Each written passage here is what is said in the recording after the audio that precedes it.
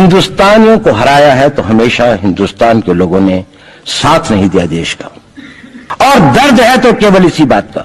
भारत के इतिहास में अगर दर्द केवल इस बात का नहीं है कि विदेशियों ने हमारे साथ क्या किया, उनका तो हम मुकाबला कर लेते। दुख इस बात का था कि हमारे सभी लोगों ने साथ नहीं निभाया और साथ नहीं दिया। और इसकी फीलिंग आज भी मुझे इस देश में होती है। भारत धर्मगुरु भी तभी बनेगा जब एक शक्तिशाली भारत का निर्माण होगा। जिन लोगों ने भारत के ऊपर आक्रमण किया, भारत के ऊपर राज किया, इस प्रकार से राज किया कि राज करते वक्त, जाते वक्त अपने गुलामों से कह दिया कि तुम राज कर लो, हम तो जा रहे हैं। लोग आते हैं तो सुप्रीम कोर्ट भी ये वो करता है कि जिन लोगों ने जो इसके लिए जिम्मेदार है, उन्होंने जो काम किया है वो भारत के ऊपर आक्रमण के बराबर काम किया है। और वही सरकार उस सुप्रीम कोर्ट के 25 जुलाई 2005 के निर्णय के 3 दिन के अंदर में एक नया अध्यादेश जारी करके उन सारे के सारे कानूनों को फॉरेनर्स एक्ट के अंदर में इनकॉर्पोरेट कर लेती है। क्योंकि इतिहास दुनिया की सबसे बड़ी अदालत है, इससे बड़ी अदालत कोई नहीं है।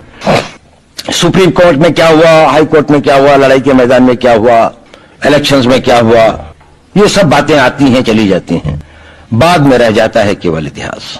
और इतिहास का निर्णय हमेशा उसके पक्ष में गया है जो शक्तिशाली था। इसने कभी उसका साथ नहीं दिया जो न्याय के साथ था, जो सही था।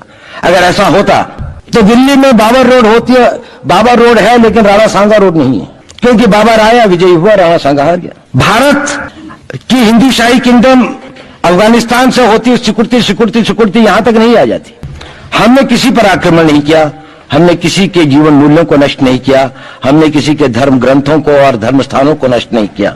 शायद हम न्याय संगत थे, शायद सत्य भी हमारे पक्ष में था, लेकिन शक्ति हमारे साथ नहीं थी। इसलिए इतिहास ने हमें उसकी सजा दी। इतिहास ने हमेशा उनको सजा दी जिन्होंने विचारों को कर्म से और न्याय को शक्ति से अधिक महत्व दिया। अब मैं ये नहीं कह रहा हूं कि उसकी तिलांजलि कर देनी चाहिए, ये नहीं है कि न्याय का अपना महत्व नहीं है, लेकिन यदि कॉन्फ्लिक्ट ऑफ इंटरेस्ट हो तो शक्तिशाली बनना ज्यादा आवश्यक है।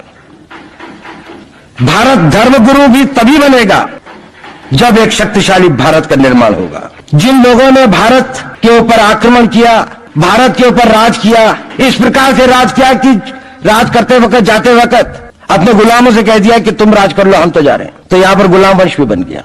अगर हम लड़ाई के वॉरफेयर के उसूलों से देखें कि किसी भी राष्ट्र की जो कॉम्प्रिहेंसिव स्टेट पावर होती है, किन चीजों से वो लड़ाई लड़ता है, जिसको हम कहते हैं कि ये शक्तिशाली है, दूसरा शक्तिशाली नहीं है, क्या वो अव्यय होते हैं उसके, क्या घटक होते हैं उसके। तो भारत के पास जनशक्ति, धन शक्ति, ज्ञान की शक्ति, टेक्नोलॉजी की शक्ति, और जिन लोगों ने आक्रमण किया इनकी शक्ति को अगर हम ये देखें तो शायद 1 और 1000 का अनुपात भी नहीं होता। लेकिन उसके बाद भी हम वो नहीं कर पाए। और ये प्रश्न भी किसी ने पूछा, उस पर मैं आऊंगा बाद में। निवेदिता दीदी ने उसका बहुत अधिक उत्तर दिया, बहुत अच्छा उत्तर दिया था कि क्या कारण है, किसके कारण भी हम लोग इस लड़ाई में इतिहास ने हमारा साथ या हमारे पक्ष में न्याय नहीं दिया। क्या कारण है कि कश्मीर में हम लड़ रहे हैं, जिन्होंने हमारे ऊपर आक्रमण हो रहा है, हमारे ऊपर बाहर से लोग आकर वायलेशन हमारे बॉर्डर का करते हैं, इन्फिल्ट्रेटर्स हमारे यहां आते हैं, जबकि पूरा का पूरा कश्मीर भारत का भाग है, अभिन्न भाग है। कानून के अनुसार वहां के राजा ने यह हस्ताक्षर किए, हमें दिया। क्या कारण है कि करोड़ों की संख्या में बांग्लादेश से लोग भारत में आते हैं, हम बाड़ लगाते हैं, वो लोग वहां से मना करते हैं कि आप हमारे आदमियों को आने दीजिए, और हम कुछ नहीं कर पाते। और भारत में 2 करोड़ नागरिक रहते हैं, हम हर एयरपोर्ट के ऊपर में इमिग्रेशन की चेक पोस्ट लगाते हैं कि कहीं पर कोई एक आदमी बिना पासपोर्ट के या बिना वीजा के भारत में प्रवेश न कर जाए। यहां पर लाखों की संख्या में, करोड़ों की संख्या में लोग आते हैं। सुप्रीम कोर्ट भी ये वो करता है कि जिन लोगों ने जो इसके लिए जिम्मेदार है, उन्होंने जो काम किया है वो भारत के ऊपर आक्रमण के बराबर काम किया है। और वही सरकार उस सुप्रीम कोर्ट के 25 जुलाई 2005 के निर्णय के 3 दिन के अंदर में एक नया अध्यादेश जारी करके उन सारे के सारे कानूनों को फॉरेनर्स एक्ट के अंदर में इनकॉर्पोरेट कर लेती है, क्योंकि जो वो IMDT एक्ट था उसको सुप्रीम कोर्ट ने नल एंड वॉइड कर दिया। ये सब बातें हमें सोचने और समझने की आवश्यकता है। एक कारण, मैं ज्यादा चीजों में नहीं जाना चाहता, इतना समय भी नहीं होगा, कि भारत विदेशों से इतना नहीं हारा। अंग्रेजों ने भारत के खिलाफ कोई लड़ाई ऐसी नहीं जीती जिसमें कि अंग्रेजों की फौज में भारतीय सिपाही नहीं थे। चाहे वह पहले बंगाल नेटिव आर्मी थी, 1857 के अंदर में सिखों और गुरखास ने उनका साथ दिया। जब सिखों से लड़ाई हो रही थी तो बाकी लोगों ने उनका साथ दिया। हमेशा नेटिव आर्मी उनके साथ थी। जब जब आक्रमण वेस्ट से हुआ, चाहे वो पार्थियन थे, चाहे हून थे, चाहे मंगोल आए, बाद में मुगल आए, तो लश्कर कहां बने?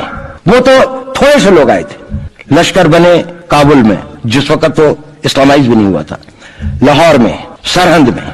हिंदुस्तानियों को हराया है तो हमेशा हिंदुस्तान के लोगों ने साथ नहीं दिया देश का। और दर्द है तो केवल इसी बात का।